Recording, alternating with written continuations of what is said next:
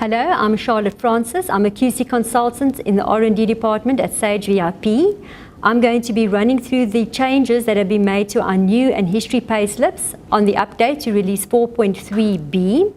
Okay, the setup for our new payslips as well as the history payslips is contained in one place on the history setup screen, and that is where we're going to look at where the changes have taken place. Under history, you will go to your payslip history setup, and I'll be running through the changes on these tabs, starting off by our fixed header. Now, the fixed header has made provision for 3 new fields. Your employee zone code. Employee zone code is found on your employee analysis details tab. If the company is licensed for advanced access control, then the employee can have a zone code. Also, the employee contract number can be picked up.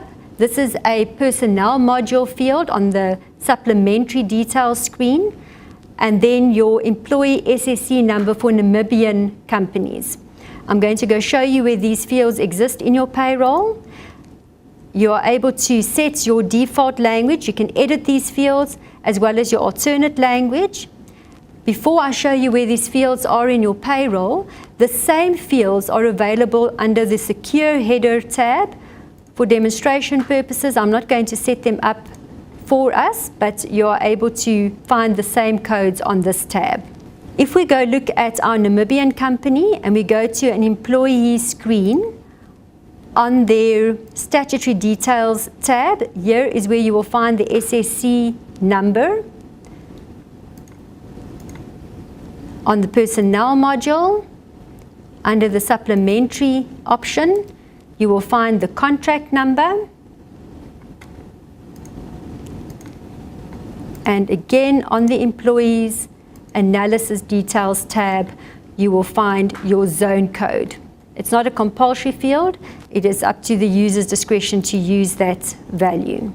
On our add info tab, we have 2 new options here.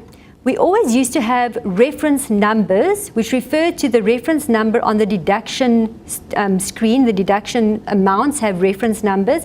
We've had to rename this because we now also have reference numbers for earning lines. So you can come in and select the line for which you want a reference number to print on your payslip. Again, you are able to edit the default language and alternate language values.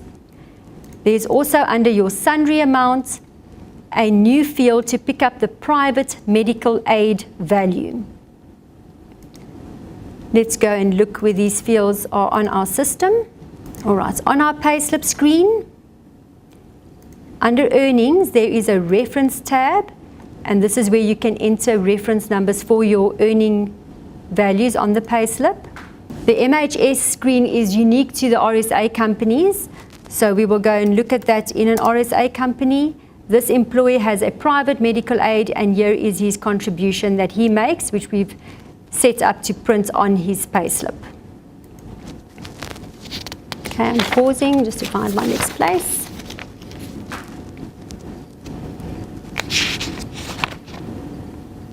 Okay.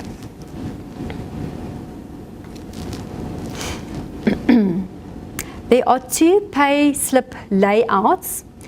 The payslip with hours and balances and the secure with hours and balances payslip that prints your deduction amount together with the loan balance. Currently, it could only print the opening balance of that loan amount, so we have made amendments to the system to cater for a closing balance as well. Back to our setup screen.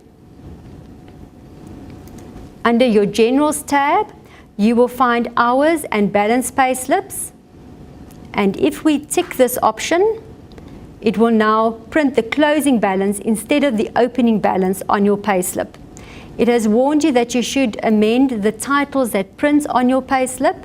You will see here is your opening balance titles as it's defined to print on the payslip, and you now have a closing balance as well, where you can edit the default language and alternate language for the closing balance.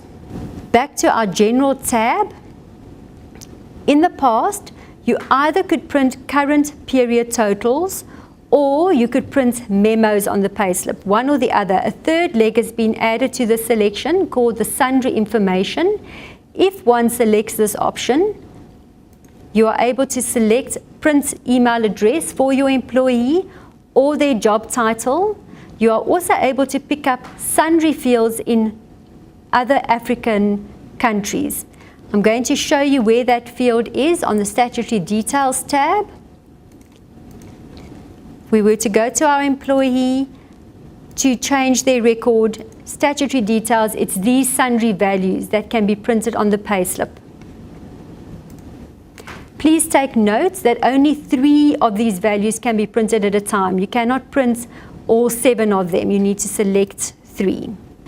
In our Premier system, we have a loans module. It is possible to print your loan statement together with your payslips.